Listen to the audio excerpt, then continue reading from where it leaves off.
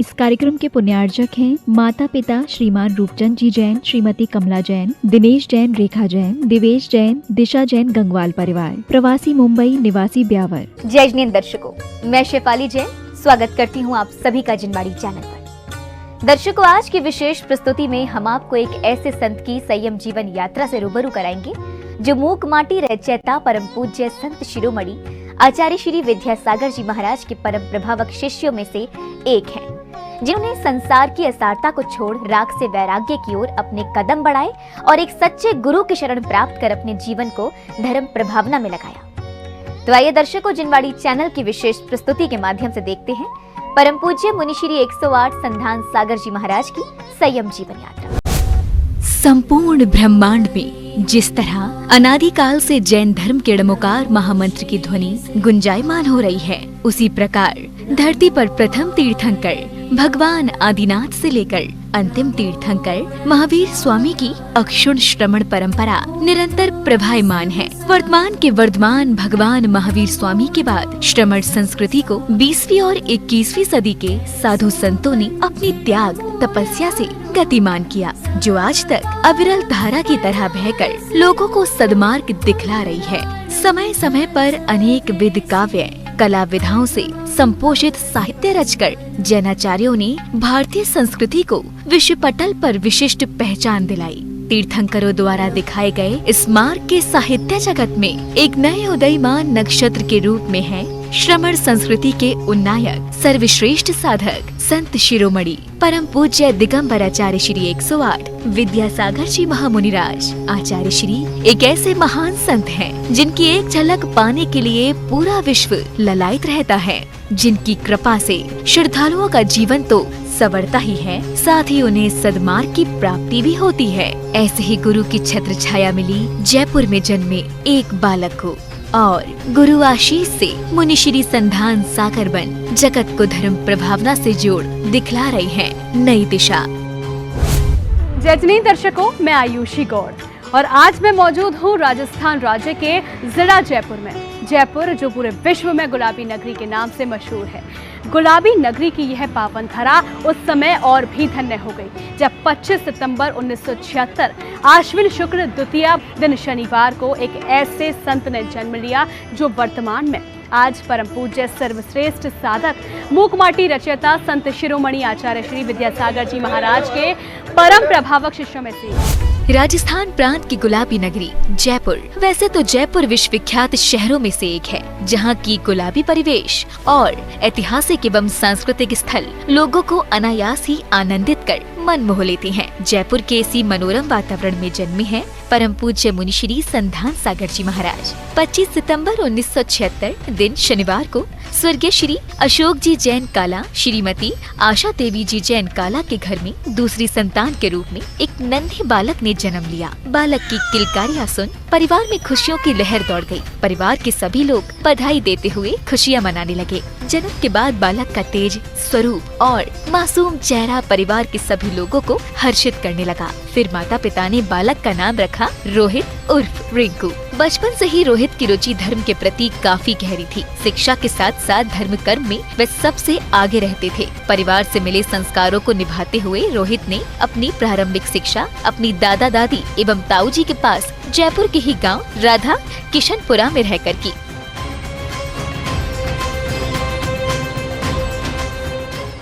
करीब 5 वर्ष व्यतीत होने के बाद रोहित के पिताजी और माताजी जयपुर रहने लगे, जहां रोहित ने नवभारत स्कूल से कक्षा 3 से लेकर कक्षा 6 तक की शिक्षा ग्रहण की। फिर आगे की शिक्षा जयपुर के भवानी निकेतन स्कूल से करते हुए इंटरमीडिएट किया।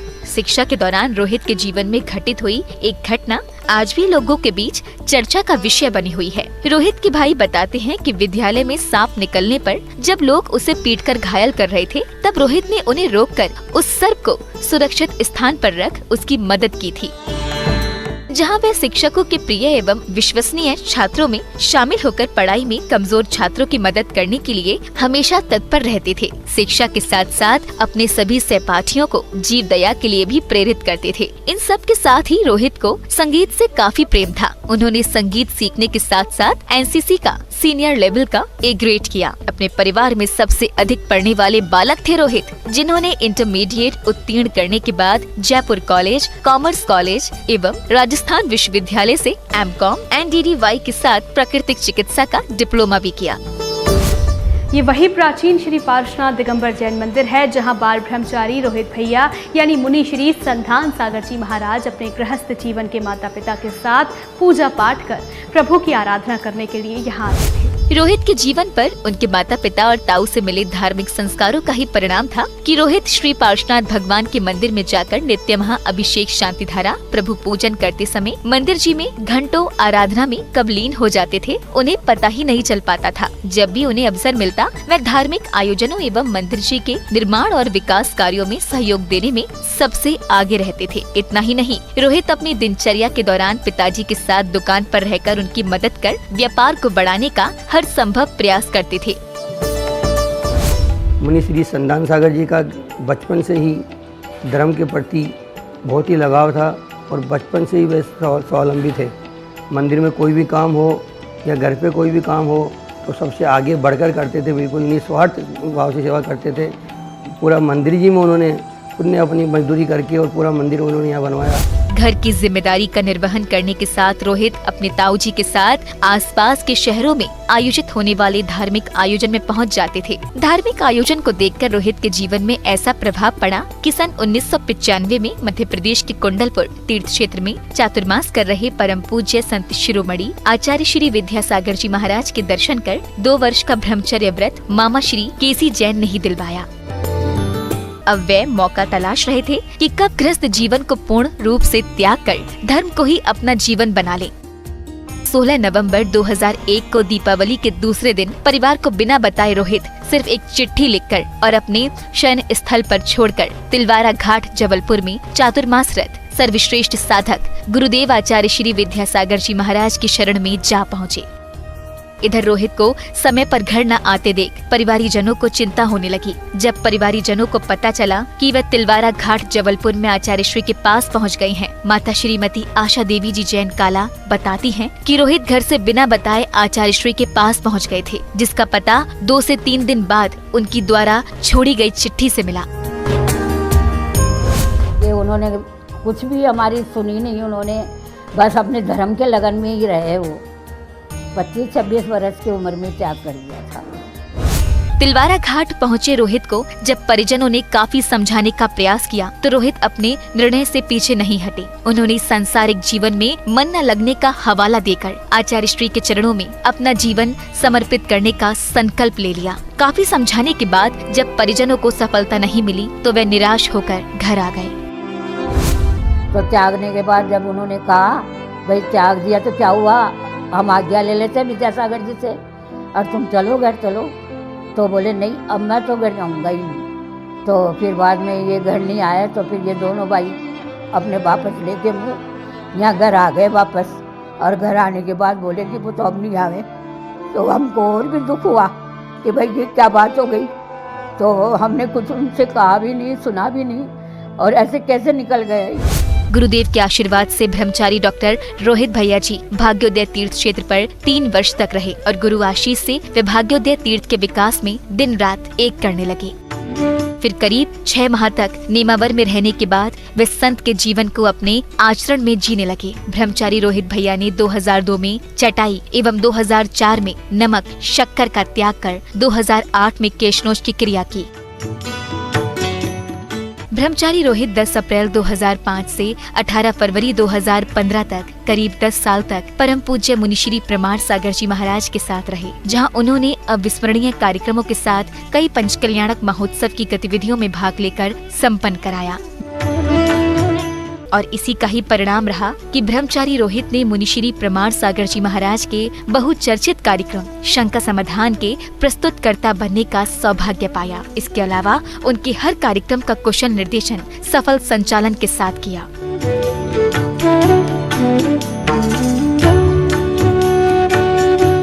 परम पूज्य मुनि श्री प्रमाण सागर जी महाराज के संग में रहकर ब्रह्मचारी रोहित भैया जी ने अपनी चर्या को परिपक्वता की ओर अग्रसर किया। ब्रह्मचारी अवस्था में रहते हुए वे मुनि व्रत चर्या का जैसे वाहन त्याग, केशलोच, एक भुक्ति नियम लिया करते थे। सांसारिक जीवन में शरीर और भोगों को उदासीनता के कारण अब ब्रह्मचारी रोहित संसार की असारता को छोड़ने के लिए तैयार हो गए थे। फिर क्या था? मध्य प्रदेश के जिला सागर की पावन भूमि स्थित श्री दिगंबर जैन अतिशय क्षेत्र बीना बारह में 31 जुलाई 2015 को गुरुदेव ने ब्रह्मचारी रोहित को सीधे मुनि दीक्षा के संस्कार देकर ब्रह्मचारी रोहित से मुनि संधान सागर जी महाराज बना दिया। वैराग्य राह पर चलने को वैरागी हुआ तैयार है। ये दीक्षा संस्कार है, ये दीक्षा संस्कार है। पूज्य संधान सागर महाराज जी की मुनि दीक्षा हुई थी और उसी दिन सुबह में उनके साथ शांतिनाथ भगवान के मंदिर में मुझे शांतिनाथ भगवान का विधान करने का उनके साथ सुअवसर प्राप्त हुआ था। मेरे लिए ये सौभाग्यशाली दिन था और मुनि श्री संधान सागर जी की साधना और तपस्या उत्तरोत्तर बढ़ती रहे, ऐसे उनके 8वें वर्ष दीक्षा के 8वें वर्ष में हम अपना उनके चरणों में बारंबार नमोस्तु करते हुए यही प्रार्थना करते हैं वो अपनी उग्र से उग्रतर तपस्या करके अपने अभीष्ट को प्राप्त करें। मुनि बनने के बाद मुनि श्री संधान सागर जी महाराज ने आचार्य श्री के संग में रहकर ज्ञानार्जन तप त्याग के साथ मौन व्रत की भी साधना विशेष रूप से की। दीक्षा लेते ही पहले दिन से लेकर जब तक आचार्य श्री के पास रहे, लगभग 7 वर्ष तक पूरे समय धर्म साधना में लीन रहते थे। मुनि श्री संधान सागर जी महाराज ने तपस्या करते हुए कठिन साधना की और लगातार कई उपवास किए। बताया जाता है कि मुनिश्री ने दीक्षा से पहले भी पावापुरी में 48 घंटे, 24 घंटे, 12 घंटे प्रतिमा योग ध्यान कर अपने जीवन को धर्म कर्म में पूरे तरीके से लगा दिया था।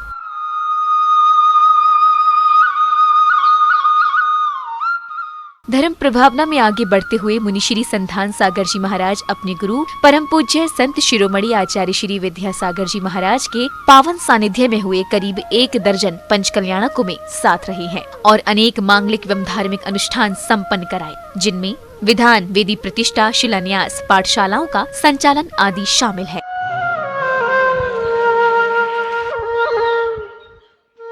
वैराग्य पथ की ओर अग्रसर मुनि श्री संधान सागर जी महाराज के गृहस्थ जीवन के पिताजी श्री अशोक कुमार जी भी सुगम जीवन जीने के साथ धर्म के प्रति भी समर्पित थे, जो स्वयं 10 प्रतिमाधारी थे और उन्होंने सल्लेखना व्रत का पालन करते हुए आचार्य श्री विद्यासागर जी महाराज के सानिध्य में 21 नवंबर 2019 को उत्कृष्ट समाधि ली।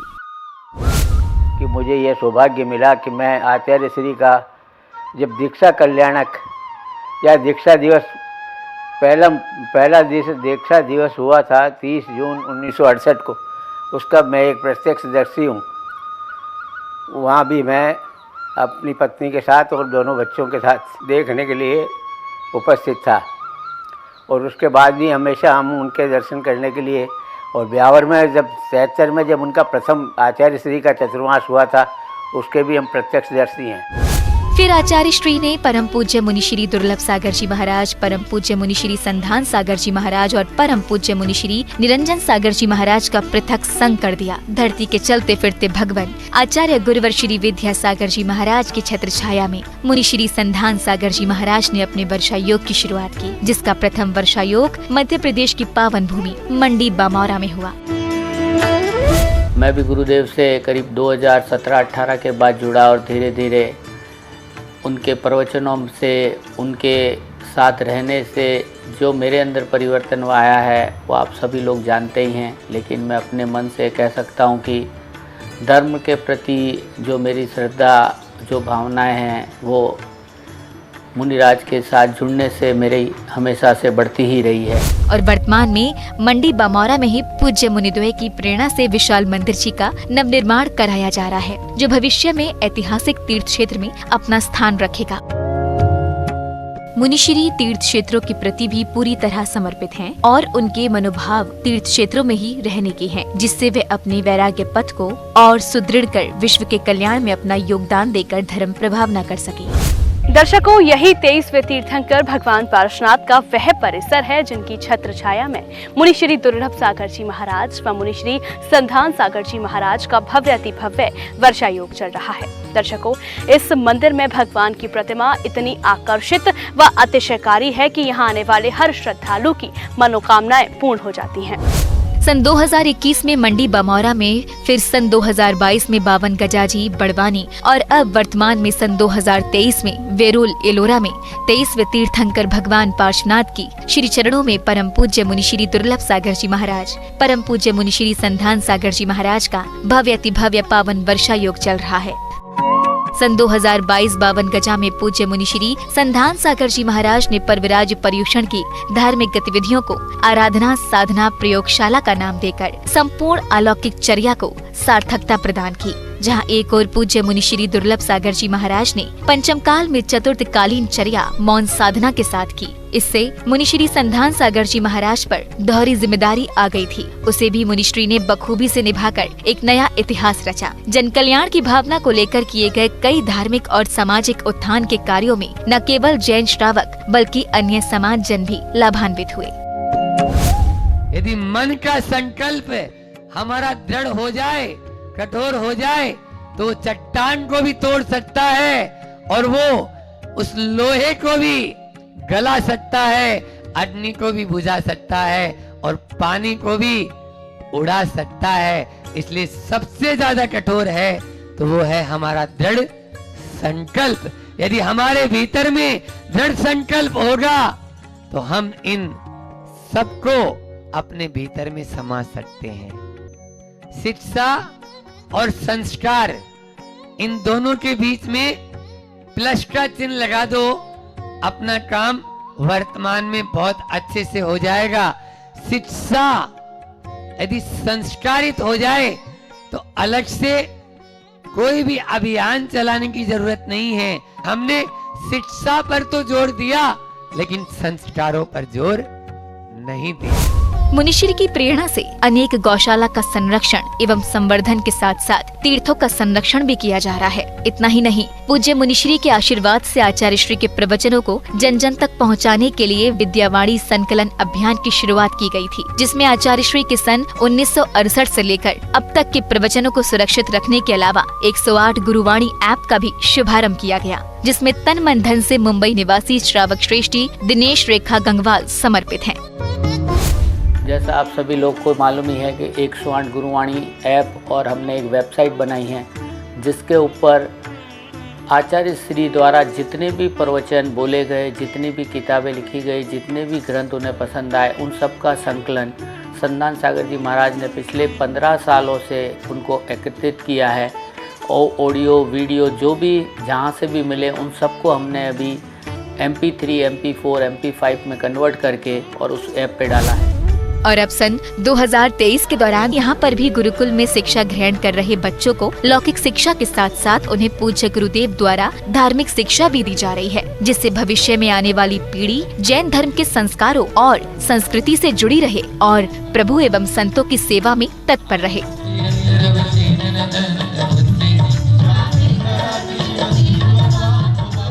मुनिश्री का पुण्य इतना तीव्र है कि वैराग्य पद के इस सफर में उन्हें अनेक शुभ अवसर और गुरुवर की सेवा शुश्रूषा करने का सौभाग्य मिला। एलोरा एवं बावन गजा के वर्षा योग से पूर्व पूज्य मुनिश्री संधान सागर जी महाराज ने सन 2022 में परम पूज्य संत शिरोमणि आचार्य श्री विद्यासागर जी महाराज सत्संग के सानिध्य में कुंडलपुर में हुए ऐतिहासिक पंचकल्याणक महामहोत्सव में भी गुरुवर का परम आशीष प्राप्त किया था।